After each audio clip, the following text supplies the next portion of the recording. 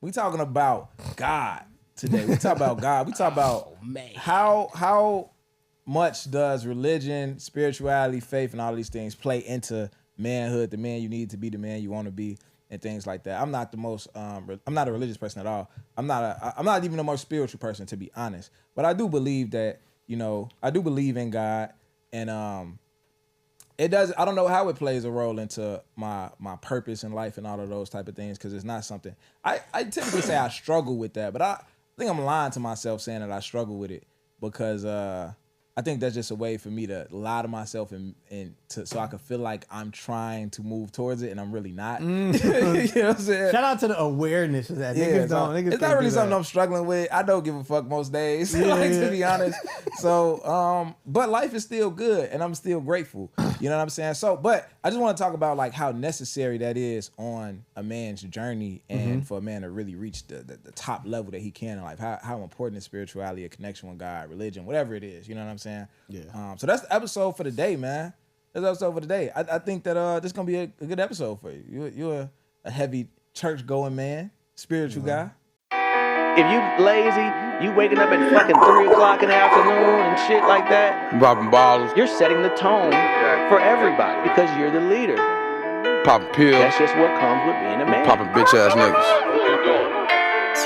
I don't want nobody making decisions over my life except me. Not a woman, not a judge, not an officer, not no motherfucking body. When them bullets hit them up, look like son had a seizure. Run up, give it up, you know the procedure. I be sipping Jack and honey. I don't think nothing can make me feel like a man. I don't think nothing can make me not feel like a man. Chains on my collar. You can't take the benefits of being a man without the responsibilities. Give you niggas halos, all God in the king. Welcome back to Roses Idea, man. This is the show where we walk the path of self-improvement. We invite you to walk the path with us, of course, and we understand that even though everything is not our fault, we make better decisions. I almost got through that super smooth. You did. But I didn't. All right, man. How's y'all niggas? How y'all niggas been, man? It's real belated birthday. Yeah. Happy motherfucking birthday. It's Aries season. Let's go. You know what time it is, man. Yeah. Your shit was decent? Yeah, my shit was. I mean, shit, it was alright. I didn't really do too much, school and shit like that. So I Nigga, we finna kick it, nigga. It was better than man. You was born. You was born again, man. A new day, man. I guess I wasn't born again. I was only kick born it, once. man. You was was going up this you weekend. born every day, Rose man. Gold, man. We finna kick We it, man. celebrating this weekend. Indubitably. We putting suits on. You know what I'm saying? Going outside. We doing some karaoke this weekend. We doing some bowling, some whirly ball, and do some laser tag. Make sure y'all put heavy deodorant on. Don't be on them suits and shit. It get a little hot. Motherfucker be dancing. Motherfucker be, and you to put the right underarm protection on. Yeah. And shit get smelly. Nah, you definitely like don't want that. to be up You in like there with a scent. You gonna fuck up your whole night. Please don't. Don't fuck my night up. No natural I'ma stay the fuck deodorant. away from you. Yeah, no natural deodorant that night, man. Blah, no organic deodorant. Yeah, put on something with Don't that. put the one with the chemicals in it. aluminum on it. You hear me? Put something on with the deadly cancerous shit in it, man. Chemicals. Don't come in that heavy bitch trying to be healthy, man. Cause nobody that smell ain't Not healthy, tonight, man. Yeah, not tonight, man. We need you to. Nah, I'm excited. It's sure. gonna be a ball. I'm a little nervous. Yeah, you always nervous though. Every time you man. get the heebie-jeebies every time. It'd be like this. I think this one is making me more nervous because there's more moving parts than ever. It's so many people that got to be there at certain times and do certain shit. And So what it's time so old many Boogie got to be things. there? 5:30. 5:30. Oh yeah, okay, that's cool. 5:30. Oh no, 6 o'clock. 6 o'clock. Cool. You ain't doing your thing at 7, so 6 o'clock cool. But it's just caterer. It's a different situation with the food. We need a server for the food. Somebody to throw. What type of food y'all have? Motherfucker, gumbo. Oh, Shrimp and gumbo. That's gonna be fire. yeah, you know niggas be allergic to shit, folks. You just had shrimp and gumbo. We got they could know that they can't eat that shit and not eat that shit. That's what they could do. Fuck. For sure. They stay the fuck away from the gumbo table. Yeah, Like nothing wrong with that. some of that shit be motherfucker. You motherfucker can't smell that. I ain't want to stay that ass by the front though. man. I'm gonna eat some gumbo. Yeah, I'ma eat some You know what I'm saying? gumbo. But we do have veggie rolls and shit like that. Okay, so because I know some but, niggas allergic to seafood. My nigga If you- Stead is coming and he's allergic to yeah, seafood. if he can't sniff no Yeah, seafood, he one of those niggas you talking about. He Damn can- near he can't even smell it. That shit damn You don't near fuck with can't seafood? be- it can't be too much. Nah, he said he know niggas who can't smell it, be around it, you can't cook it around him. I think Stead is one of those type of guys. Yeah. Understood.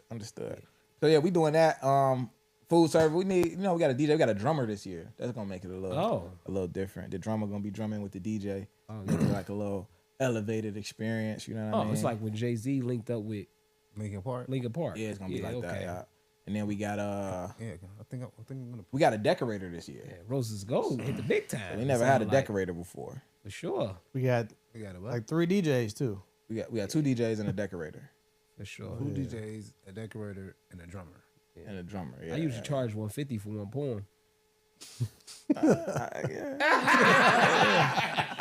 pay you in gumbo. Hey, him right here, give him all the gumbo you want. He good. Buffet for him. He good. Buffet on the gumbo. To go, I'm gonna bring some to go containers. Nah, but about this topic though, man. How do you feel, bro? What's your initial thoughts on that, man? What's your journey like with manhood and religion? What do you feel like the two intersect? You gotta have, as a man, you need an anchor. Mm-hmm. Life gonna blow you all different ways. You know what I'm saying? And if you are self-governed, you more likely to kind of go off the edge, I believe. You know what I'm saying? You gotta have something that you can lean on, because just how like women be emotional, we can get emotional too, and it can sway our decisions. But if you got, whatever religion, if you leaning on something that's a constant, no matter what you feeling, like this is law. Yeah. I think that helps you as a man go through different trials and tribulations. It help you make decisions. It help you get through certain storms, all of that. So, I ain't gonna pick your religion for you, but I do think it's important, and it's a big part of your journey as a man, as a human being, but we talking about men. How many people do you feel like actually like walk that path though? Like, I don't think niggas is really walking that path. No, I don't walk the path. Like I go off, get back. That's the point of it, right? So we flawed as humans, but if you don't have that anchor or that known path that you should be following, you gonna keep going all the way left. You're gonna keep going all the way right. You know what I'm saying? Because you're gonna mess up, but if that path is there that you follow, that you trying to follow, you at least know where to come back to continue to walk on a straight line. Okay. So I don't know. I feel like for a lot of people, I think conviction and belief are like the pillars of spirituality that add to purpose, right? Mm-hmm. Just having a strong sense of knowing, like, you know what I'm saying? Like really just believing in something. I always admire about my grandma that she had a lot of conviction in God. Like, that was just her thing. She was like, I don't give a fuck if I die today. I know where I'm going. Like, and I felt like my grandma believed in God so much and was so like fearless of death so much that it made me feel like if a nigga really believe in God, he not scared to die. Yeah. Like, you get shot, you're not calling an ambulance. You going to a way better place than here. Like, you know what I'm saying? Like, you can't wait to check out this motherfucker. Like, but that's how I felt as a kid, because my grandma was just like, that's how she talked about the shit. That's how she, but I don't come across many people like that. But even with her, it wasn't like she was like actually living by certain principles. She just believed in God a lot. And I think that's what most people kind of stand, is like, you're not actually following the principles. It's just, you have this belief that maybe, I don't know if it brings you comfort, it gives you strength in your dark times, whatever it is. I think that's powerful, but I don't think it's a necessarily anybody, like, not anybody, but I think it's like, it's a very small number. And when you think about like God, I don't believe in the devil. Like, I don't believe in that. And that's probably a reason why I'm not religious, because I just can't subscribe to the belief that it's a devil that exists, right? Like, I feel like the worst part to me, the bad shit that happened is just the worst part to me. Like, it's not the devil. I'm just procrastinating. I'm just lazy as fuck today. Like, you know what I'm saying? It's not nobody else's fault but mine, right? I feel like the devil was just my lower self, right? But I can't subscribe to that. I don't want to subscribe to anything that's fear-based either. But I do feel like, if the devil did exist, that nigga is winning. Like, there's way more people that's subscribing, that's walking the walk that he wants than the walk that God wants. And that's just the most religious. There's girls I know who just religious down. You still fucking like before marriage, and this is a sin. Like even just like there's something simple like sex before marriage and lust. That's a sin that we all committing and have no plans on changing that shit. Like nobody's like, yeah, I'm finna stop. Like, you know what I'm saying? Like, you know what I'm saying? That whole celibate shit, whatever the case may be, very rare that people are actually walking that path. So for me, to me, when I see people who are very purpose-filled and spiritual, it's more the belief than actually like principles. You know what I mean? What you mean? It's more the belief in just The God belief as in a whole? God. Like it's like niggas, or maybe it's just talk. I don't know. I don't want to like demean nigga shit and say it's just talk. But you know, the way niggas talk about God and you know, faith and you gotta put God first in these things, it's like a strong belief. But like niggas' actions is not following like what the Bible is saying how to live your life. Like most niggas is not. Most niggas in the society that we live in, capitalism, don't even want to like walk that path. Like it's probably, you know what I'm saying? It's definitely the harder path. And I'm one of those niggas who don't walk it straight all the time. Yeah. And especially you mentioned the girls who you know, they gun-ho about, you know, celibacy or abstinence, whatever you want to call it, no sex before marriage, etc. Like you super like solid on that. Yeah. But you curse or you lie. You know what I'm saying? Or some of y'all even steal. You know what I'm saying? A little petty little something. But those are all things that like that we as humans, we weigh things more than we weigh sins more than other sins. You know what I'm saying? Right. In God's eyes, it's all like, you know, you're sinning. Yeah. But as a human, naturally it's like, oh no, I'm not gonna I just cussed. You know what I'm saying? But I ain't going. I'm not having sex before marriage. Like I just absolutely cannot do that. I'm holier than thou. Ooh. Yeah. But it's a harder path to walk because it feels like you damn near got to be perfect. Yeah, I remember as a kid, you know, when I first started studying religion in Catholic school and church and all that, I was kind of like, I don't know if I'm going to heaven, bro. This shit sound boring. Not the fact that I don't think I could make it. It just sound boring up there. I can't do shit. I ain't like, I think everything I like is a sin. Like, you know what I'm saying? Like, that's how I used to feel in church and Catholic school and shit. Like nah, bro. But I do think now, you know, as far as like intentions and what we want out of life and how we deal with people, I think that, you know, I think that we all walk in pretty good. I think that we're not bad people. Mm-hmm. You know, we don't intend bad for other people. We like helping people. We like building community. We want to see the best for everybody. We not out here trying to play motherfuckers. We doing right by people. And I think that's great. Ain't got shit to do with what God said for us. Like, you know what I'm saying? Like, it ain't even like scratching the surface of what like God actually wants us to be doing according to the Bible and Christianity and things like that. I also think that the entry fee to get in heaven is very, very low. Mm-hmm. It's for Christians. You know what I'm saying? It's like, accept God as your Lord and Savior, believe that He died for your sins and confess your sins. Mm-hmm. That's so fucking easy, right? You don't even gotta stop sinning. Like nigga never said like stop doing bad shit. It's just like accept God, believe He died for your sins, and confess the shit. You ain't gotta stop. Like, you know what I'm saying? Like, so that for the entry fee to be so low. And I'm pretty sure most niggas still go to hell. Like, you know what I'm saying? Like, I'm pretty sure most niggas that died, if I don't believe that hell exists, but I'm pretty sure that most niggas that have died, if hell exists, that's where they at. Yes. I was finna do something. That's funny as hell, actually.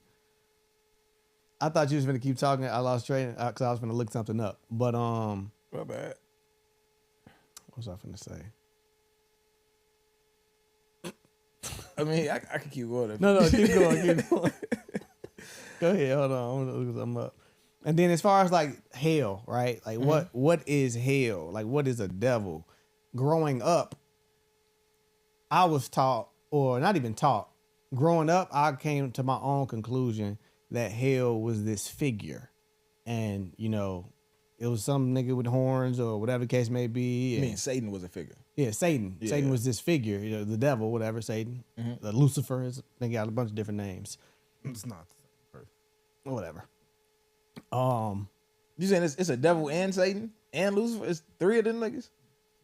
Satan and Lucifer is two different people. Lucifer is the light bearer. The light bearer? Yeah. That's, you know what that sound like? I ain't gonna lie. And I'm probably playing too much. That sound like the nigga outside the gates of Thor's house. The light bearer. You know what? We gonna keep going. Okay. But damn, see, I'm playing. I lost my train of thought again. Yeah, so I don't know, man. Hold on. Wait a minute, wait on you what? No, you good. Go ahead. I always say that to me, you know, it's hard to not question the things I was taught about God just because of what I do for a living and how much I see kids suffer. You know what I'm saying? I see a lot of kids suffer.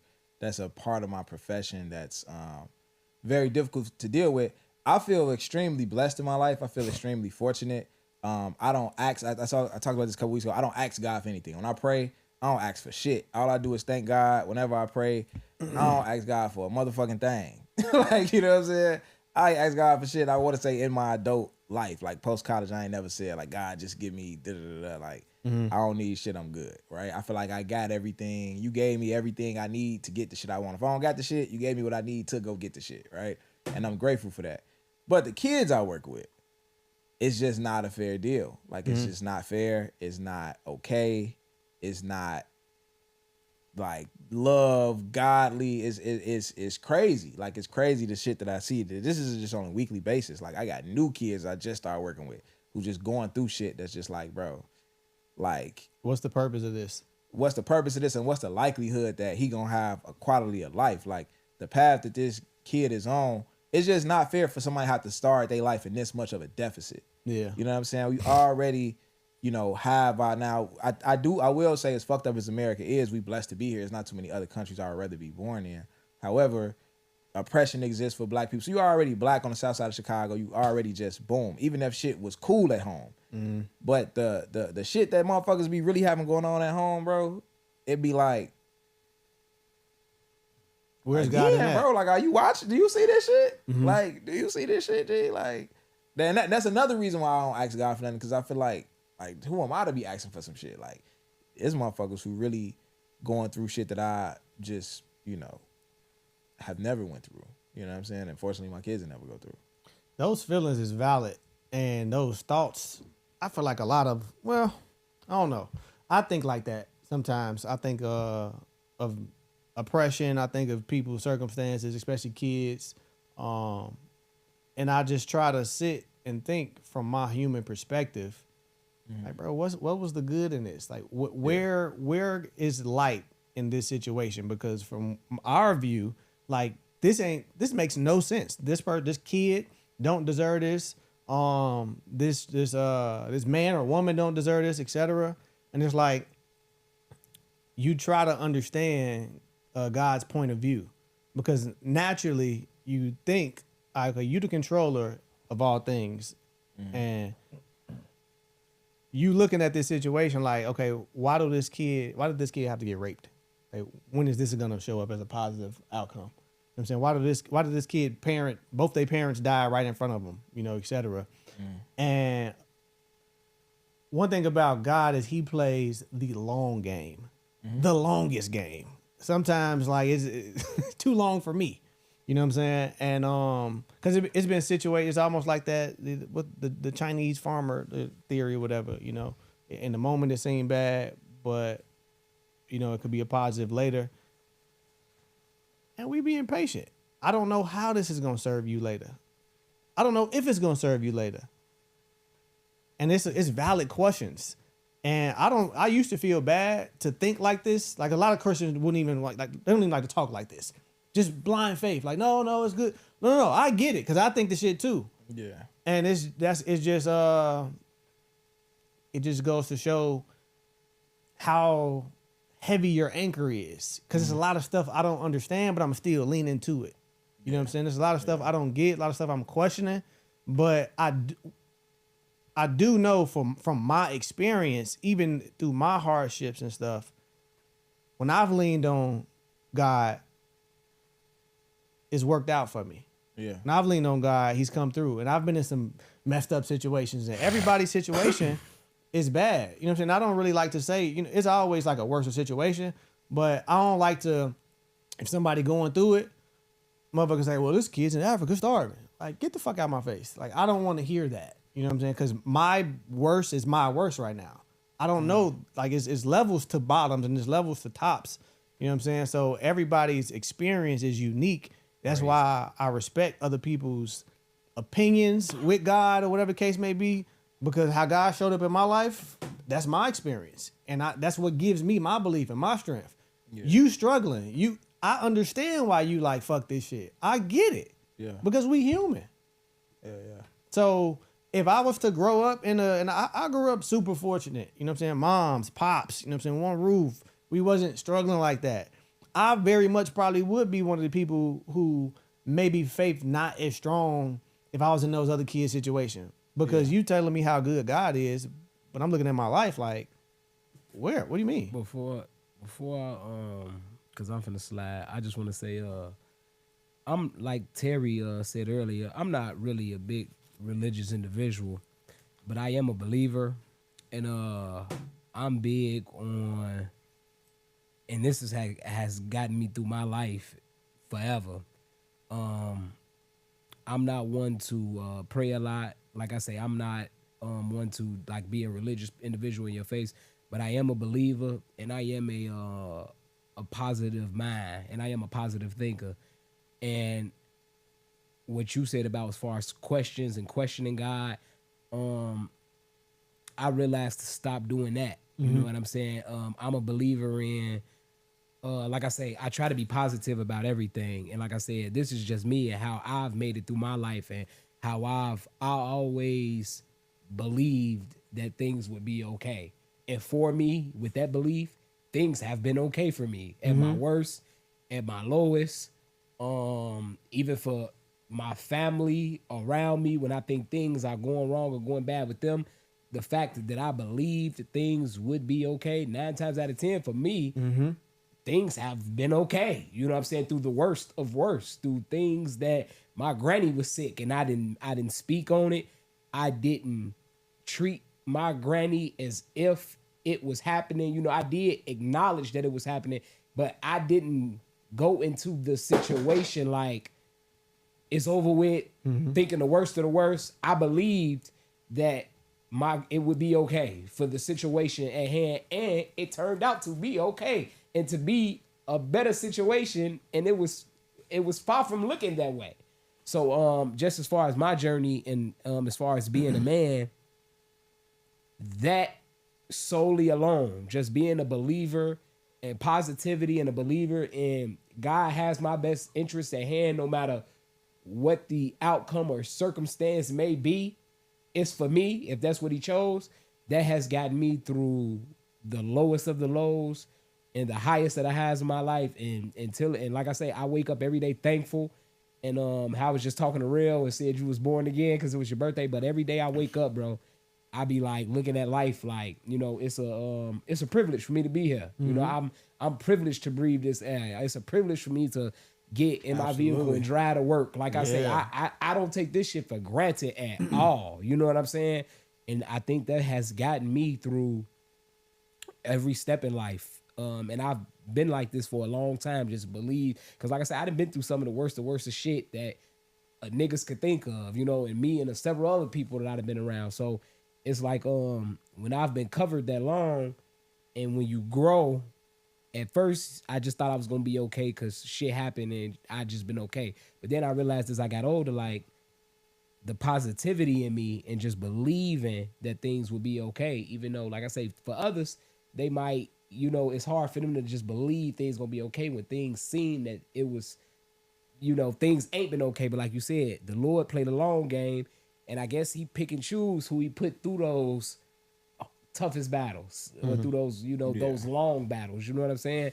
And I've never been that chosen person for that. Not to say that my time won't come, but I'll be prepared because I'm already knowing whatever God got in, you know, pocket for me is gonna happen, and whatever the outcome is, that's what the outcome is gonna be. You know what I'm saying? For sure.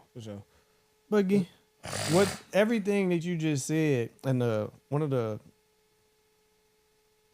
thing that stood out, like I can hear the conviction in how you talking, and the main thing is, you know, I strongly believe this. Yeah. A lot of the stuff you saying are principles and things that's in the Bible, and you strongly believe that.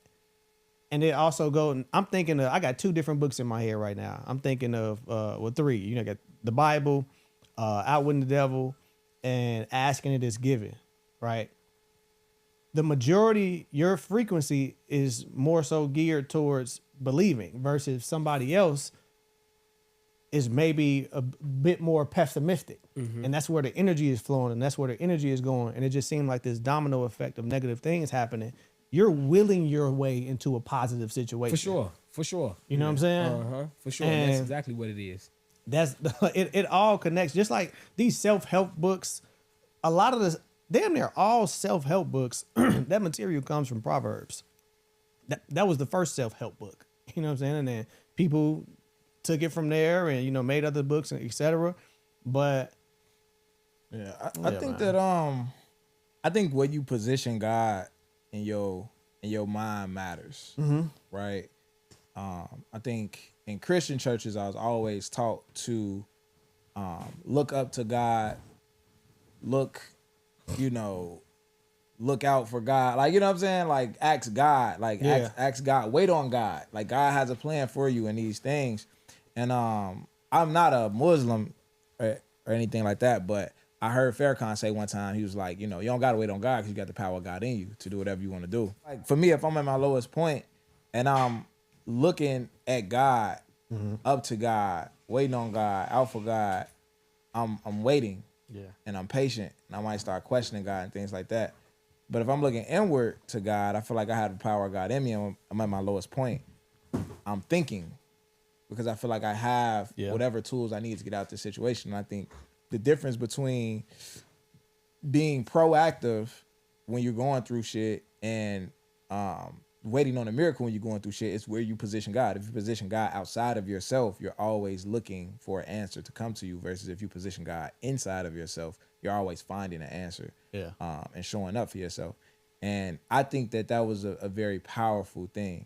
But I still have yet to hear anything like that in the type of churches that I grew up in. And it's not saying that's an issue with those churches, but because it didn't make me lean towards like, I'm going to go be Islamic because Farrakhan said it and he a Muslim and this must be better. It just it's some shit that I needed to hear at the end of the day. And I think even in real life, like when I'm going through shit, it's times where I doubt myself, it's times where I question myself. But when it's really rock bottom time, I know I gotta figure this shit out and it ain't no other way.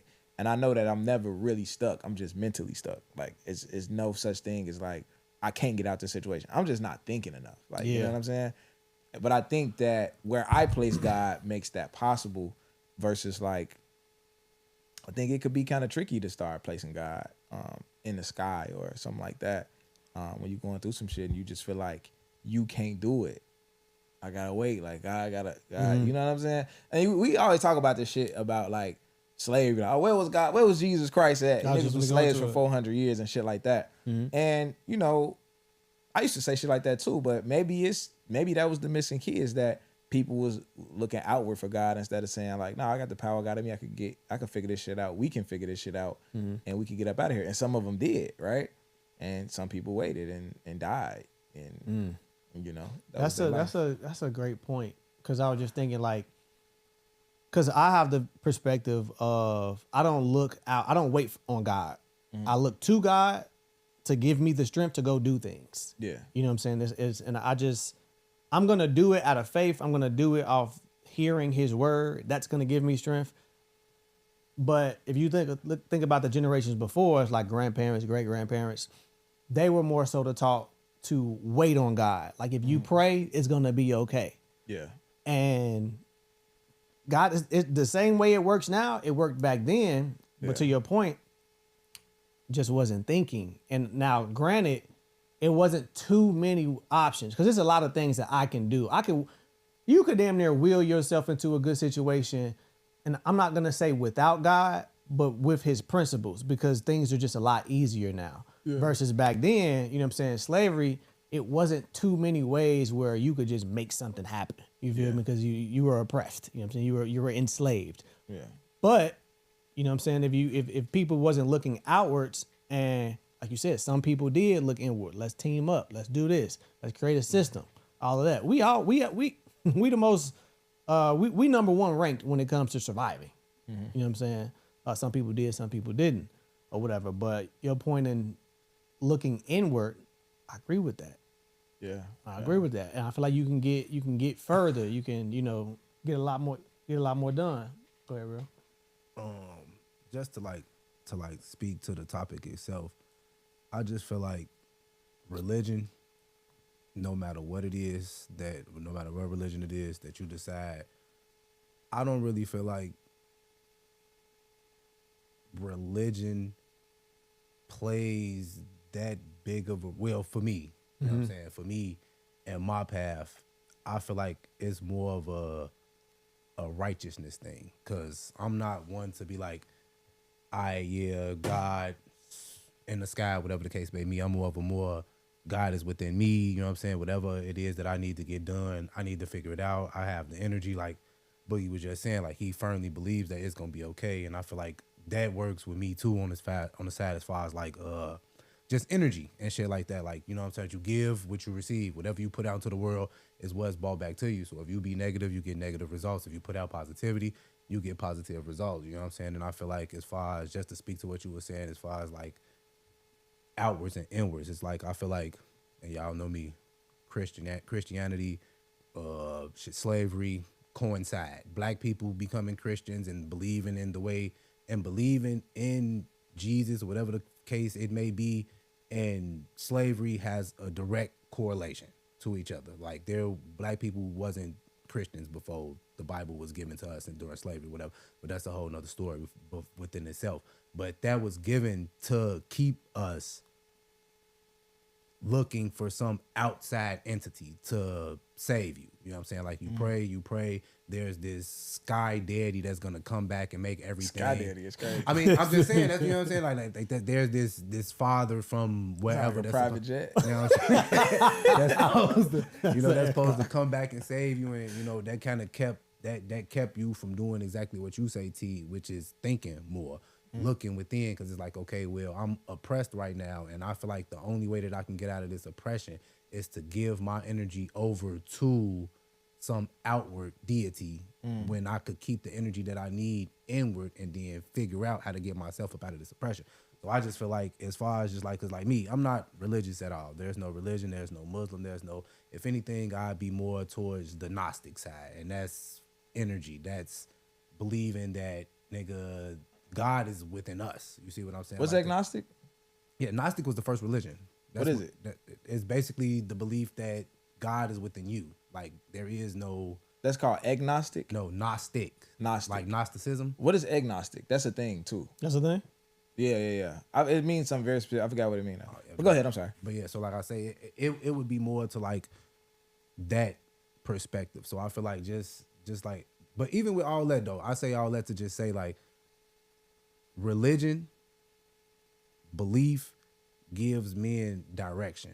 It gives you like some type of form of righteousness. Like you said, regardless of what it is, whether it's whatever religion, it gives you something to anchor yourself back to when you're drifting away. Now, regardless of what it is, it's gonna give you some type of vision of righteousness. Is what I was basically getting over to, because you're gonna be like, okay, well, what can I do to be the best man in this situation? Whether it be the father, whether it be relationship wise, whatever the case may be. If you're a real nigga, good stand up guy, you want to be the best that you can be in whatever situation. So having some type of religion or some type of belief, regardless of what it is, gives you that anchor back to righteousness. Because at the end of the day, you believe in God, Jesus, Allah, Buddha, whatever the case may be, because it all leads you to them being righteous. Like they supposed to be the most perfect being, never do no wrong, whatever the case may be. So everybody lives and strives to be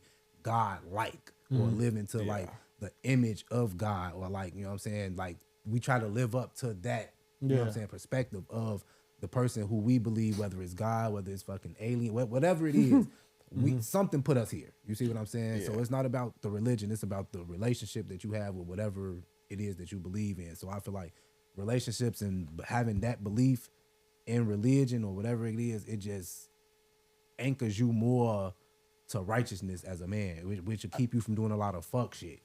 I think righteousness is one of the most dangerous things. It's one of the most dangerous personality traits is to feel righteous.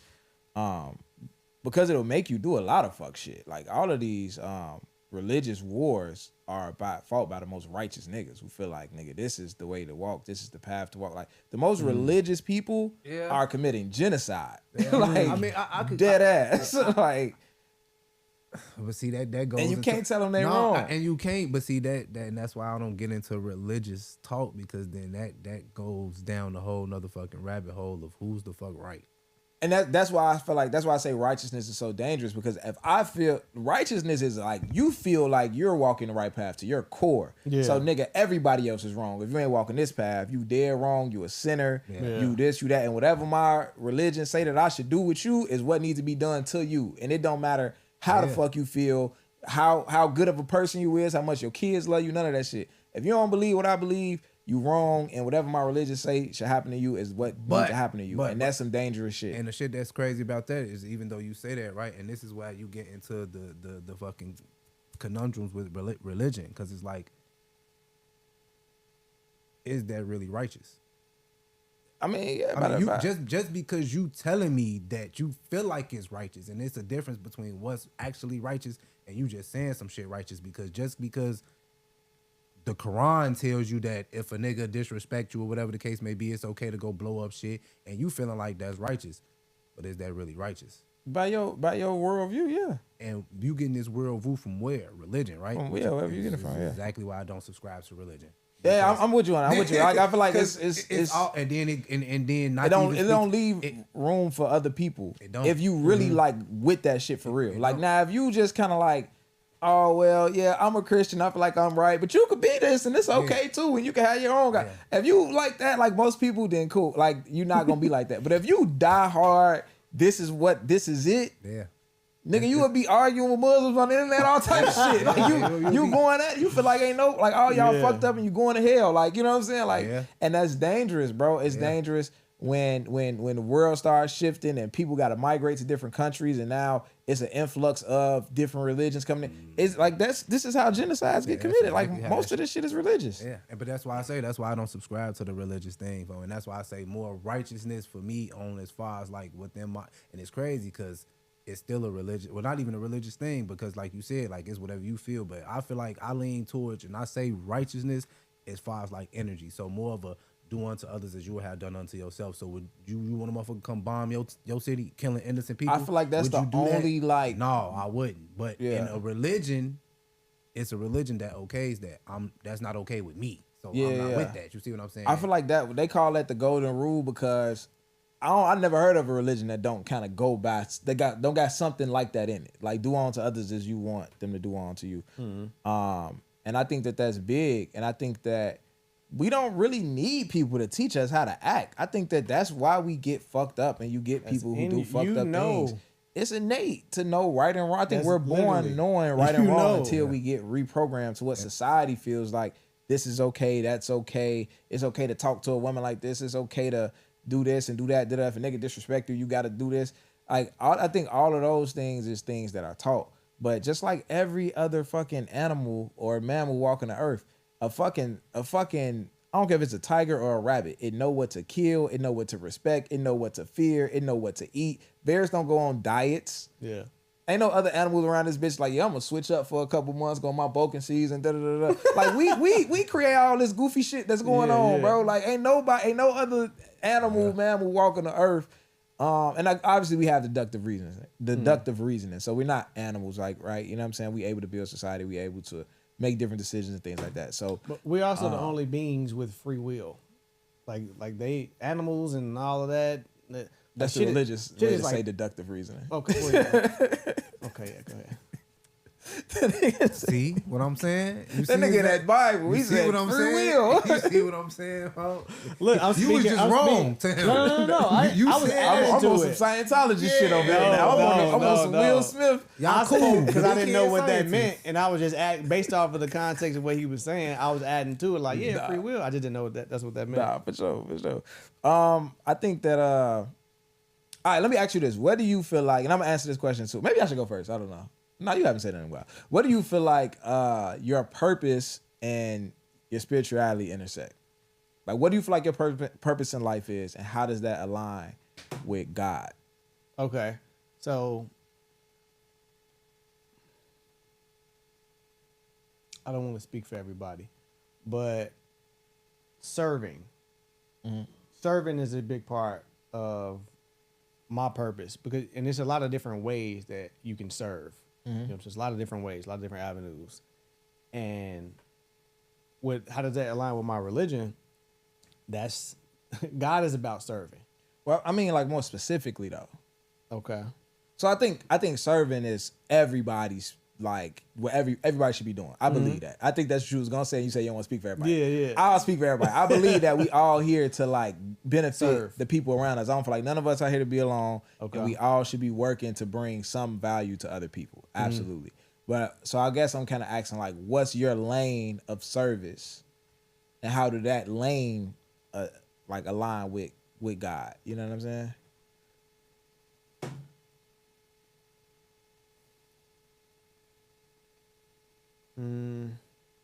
It's some tough shit to think about, right? It is.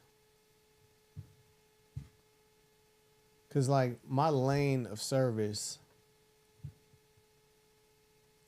I'm trying to get to a certain point, right? So obviously we live in a capitalistic society or country, right? So one of the ways in which I want to serve my lane is to create and build things. And ultimately when I create and build things, that's going to serve people in a way. And in exchange for that, as I put value out, I'm going to obviously get money and I can serve more. I'm just being a buck. Because you can honestly get this money. I'm getting the money.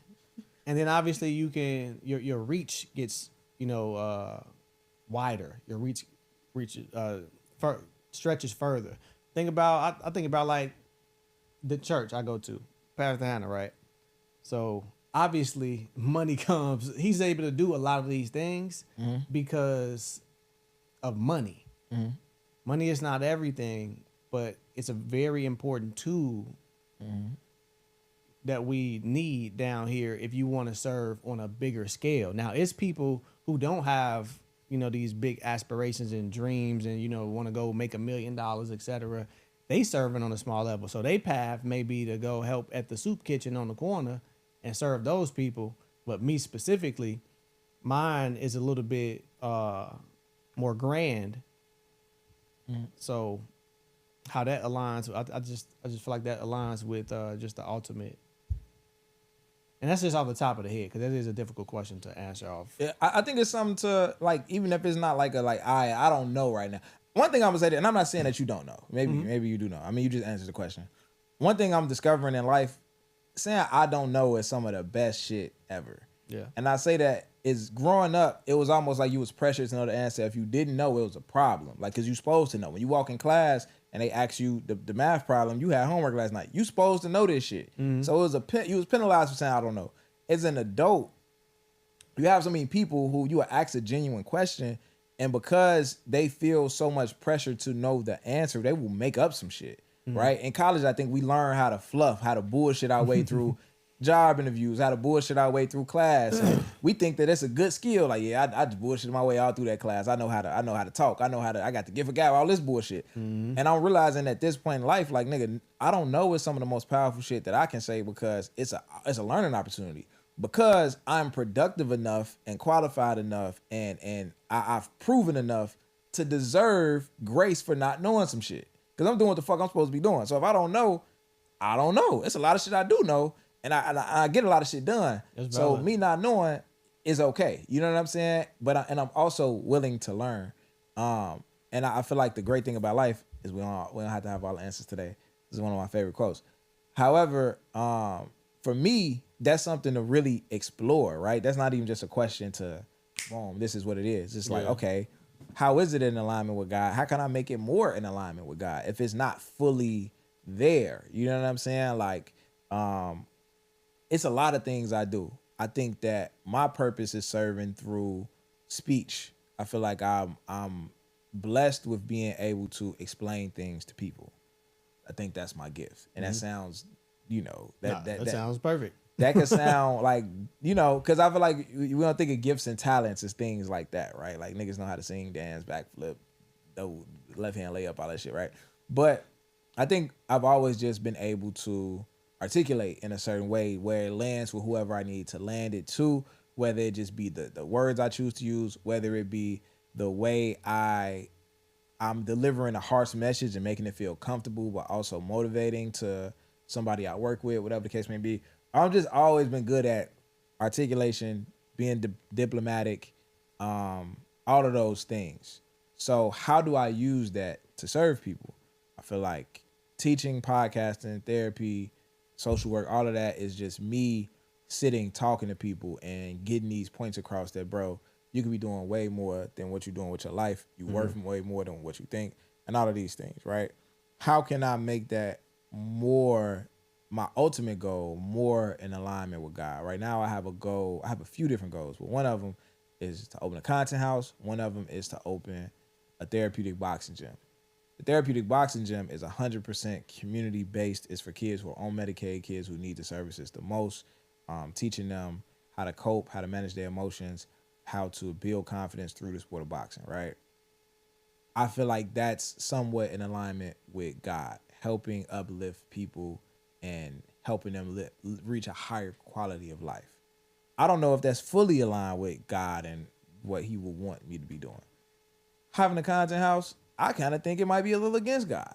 You know what I'm saying? Like, the shit that niggas gonna get behind the mic and say might be directly against some shit that God needs to be saying. So me creating platforms for niggas to say shit that God wouldn't appreciate is probably not in alignment with God. So it's like, all right, if that is a goal, how do I get it to that point eventually? It don't gotta be the day it open. You know what I'm saying? But eventually, like, how can I turn it to something that's just like, maybe as I get bigger and promote, I'm only working with people who are also serving, the earn your leisures of the world, the people who actually trying to educate and uplift people instead of just working with niggas who want to talk about, you know what I'm saying, how many bodies King Von got and shit like that. You know what I'm saying? Like, insane. You know, so that is something to explore. That is to think about. Definitely. That's definitely something to sit. I feel like you got to sit down and write about that. You got to marinate on that. Yeah. And because you could be on that path, or you could, the way you choose to serve, it can be something, like you said, somewhat aligned with what God wants or God wants you to do. But the intentional thought of how can I get this even more aligned with maybe what he possibly wants or whatever. Yeah. That's definitely not a question that you just go boom off the top of the dome and just spit out. So no, that's fire. Something to think about. It's something to think about, man. This is a tough topic, obviously. I think it's something that we should probably revisit in a couple months. You know what I'm saying? I think that everybody out there should have some level of inner, whether it's inside or outside, some level of strength that you can tap into. Some level of reserve. Like what are the things like generators when the lights go out and you can just tap into that. I think we all need that, whether it come from, you know, a God that you feel like is in the sky, whether you feel like it's a spirit, whether you feel like it's in you, whatever the fuck you feel, however you feel, I'm open to it. Like, I think that we all need it though. I think as men, again, you the leader of a family, you the leader of a business, you the leader of a community. Niggas is looking to you when shit get bad. You don't got nobody to look to.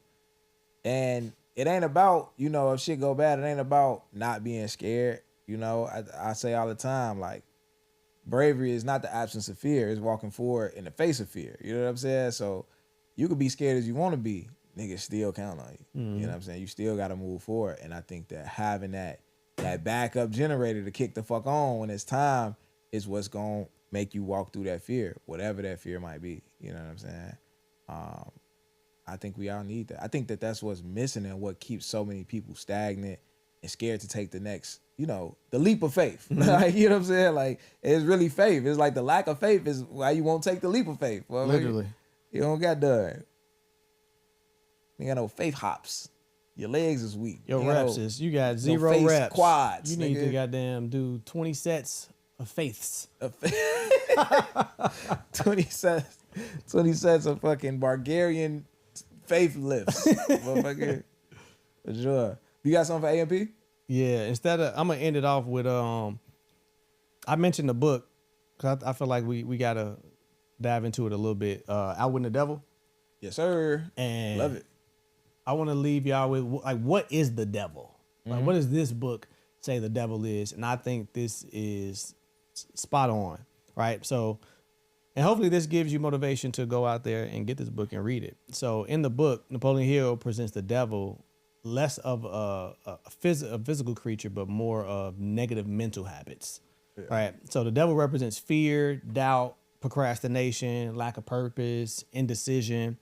And he says the devil controls people by controlling their thinking, right? Yeah. Because like the devil, just like how God is in us, quote unquote, the devil can be in you through these things. So he calls people like that are under his influence, under the devil's influence, drifters, men who go through life without direction, avoiding responsibility, reacting instead of leading. And how he wins is he gets you uncomfortable. You know what I'm saying? He puts fear in you, fear-based thinking, and that paralyzes you. And that leads into the procrastination, etc. So the main devil is living in your mind. Yeah. That's where the fear comes from. That's why you can't take a leap of faith. You know what I'm saying? Because the quote unquote devil is working within you. You have all of these negative thoughts, negative feelings, and it literally paralyzes you. Yeah. It's a reason why you've had an idea for 2 years. That fear, that's the devil telling you, creating a narrative, the devil side of you creating a narrative and painting the worst picture possible. And it's just stunning. You don't even want to start. Yeah. I feel like in 2026, nobody should have an idea. You should be doing whatever the fuck with everything that's out right now. Yeah. You should be getting shit done. And I feel like a dope example of that, with my app. I came up with the app in 2018. Yeah. You had to have $50,000 to produce that. Like, you just had to. Like, now, my shit finna be in the app store in a month. You know what I'm saying? And obviously it still took money, but nowhere near is resourceful. Like, so whatever it is that you thinking about, whatever it is that you planning for, like, you shouldn't let fear paralyze you. Cause that's how you become like a drifter. Because if you're more fearful, you're less purposeful. You're not doing anything. You're stagnant. You're just kind of like drifting along. And that's how shit just keeps happening to you. You have to like take control. It sounds so corny, but you literally got to take control of your life. You have to will your way into doing things. You got to get past I don't feel like doing this. I don't feel like doing that. Oh, depression. Depression is very real. Very real. And you can use things like therapy and, religion to get through these things. But honestly, there's a way around everything. I feel like we in a place now where, if you got that in you, you can do like Boogie. Shit, wheel yourself. It's Boogie, like he said, he was mentioning his grandma. The reality in that situation was she was sick. I'm not even speaking on that. Yeah. Whatever the case may be. So check out that book, Out with the Devil, Napoleon Hill. Advice for boy moms. Let me tell you why it's important for your son to have a mentor. When I go into school and mentor kids, I have to every week check in with mom, check in with grandma, check in with whoever the guardian is. And often, as soon as I start with the mentorship, there's an instant increase in positive behavior, right? And it's not that positive behavior just continues to increase in a linear line, but it always spikes right in the beginning. And the reason why is this. A lot of young men in elementary school, they're in a class of 20 kids, 25 kids. Every teacher in the building know their name, especially if they've been in the same elementary schools from kindergarten to 8th grade. Everybody know their name. There's a lot of care at the school. There's a lot of genuine care. People check and make sure they did their homework. Everybody knows mom. There's a lot more community.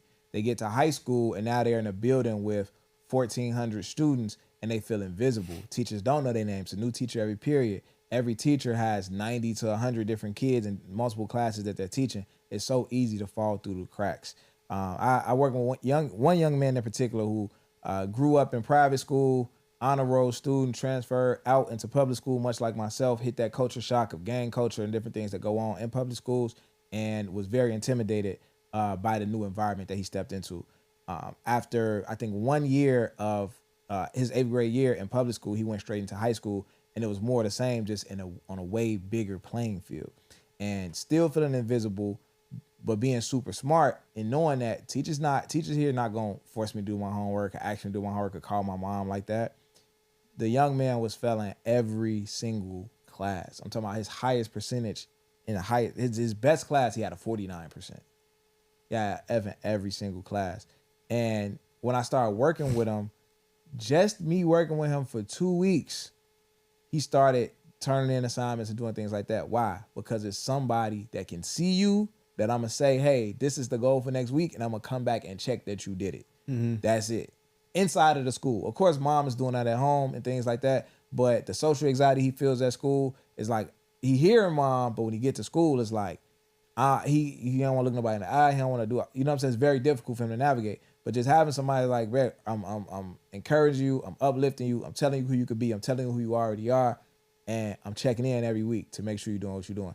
Even when we don't have a session and I'm walking through the building and I see other kids, I'm dap you up in the hallway, which you might feel invisible in this hallway. I see you. Like every time I see you, my boy, crazy. What up? Like, you know what I'm saying? A difference. And it's just that small thing. So getting your kid a mentor is one of the most important things. The second thing I'm going to say, because I'm probably going to forget this next week, for advice for boy moms, is one of the biggest lies that we tell our young men that we have to stop telling them is that when they become adults, nobody going to be there for you. Nobody gonna help you. Nobody gonna say all of these things, right? And I know that as a young man coming into a man, yeah, you are gonna have to pay bills. You are gonna, ain't nobody gonna come pay your bills. Ain't nobody gonna come find you a job and do all these things. However, the space that leaves young men in is not wanting to reach out for help in any capacity, right? So we just had a young man in the village who's brand new, 20 years old. He like, bro, when I see black men in a profession that I want to go into, I don't want to say nothing to them because I feel like I'm begging. That's what he said, right? And I got to let young men know all the time, I got more mentors now at 35 than I did at 15, right? It's black men out who can't wait to help you. Like an older black man, the higher you go in this capitalistic society, the less black people you see. So a successful black man seeing a young black man, he can't wait to help you. You know what I'm saying? So all the young men out there that might be watching this, I need y'all to know and understand. It is somebody that's going to be there for you. It is somebody that's going to, but if you walk through the world with that mind state that nobody's going to help you, you're going to be absolutely right because you're not going to see the help. And when it comes towards you, you're going to shell up and you're going to feel like they must be playing me or whatever the case may be. Also, another advice for boy moms, because I feel like I'll be forgetting this shit. So I'll just get it all out. I'll get it all out right now. Therapy is big. Therapy is important. A lot of people can benefit from therapy. So we are actively tearing down the negative stigma of therapy in the black community.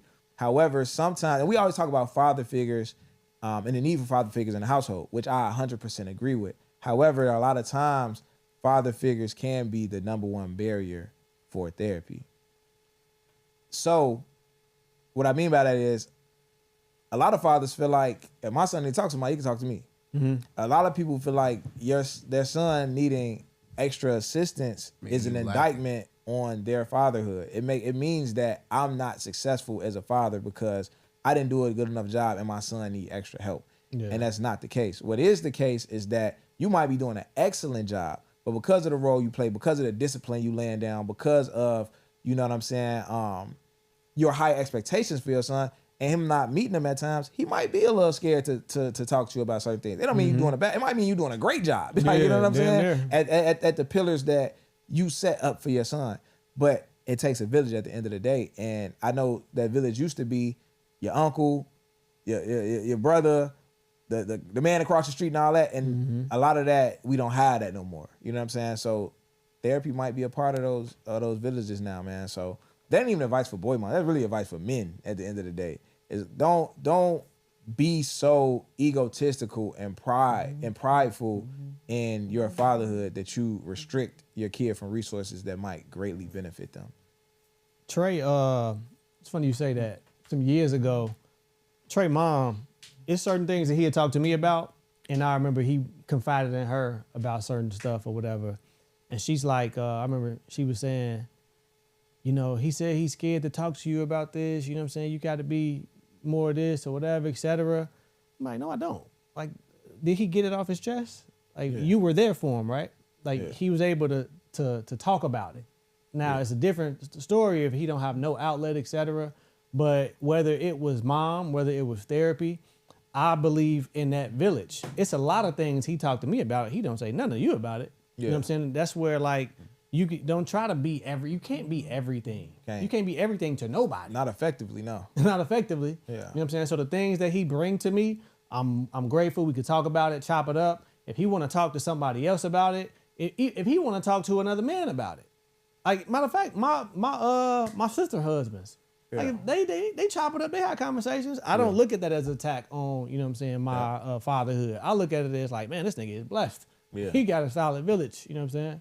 That's absolutely necessary, man. It's absolutely necessary. So, and I know, sometimes a therapist, it's an outsider. You might feel like, I don't know, that nigga, he might got some whole other different values than I got and might be pushing some pussified, weak ass shit on my son. What that nigga CT Fletcher say? You pacified pussy. Pacifying, sucking pussy.